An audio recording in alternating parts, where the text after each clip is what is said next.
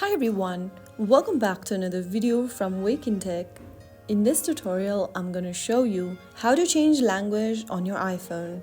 Changing language on iPhone is super easy. First of all, go ahead and unlock your iPhone and tap on the Settings app.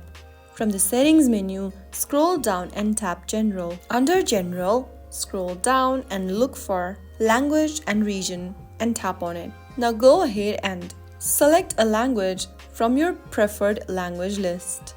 You can also add a new language and select a different language you'd like to add to the list. Now go ahead and tap on Add Language and then choose a different language that you want to change to. After tapping on one of these languages, iPhone will take a few seconds to apply the new language setting, and once done, your iPhone will display everything in the selected language. And that's it! You've successfully changed the language on your iPhone. If this video helped, make sure to like, subscribe, and click the notification bell for more iPhone tips and tutorials. Thank you for watching. I'll see you in the next video.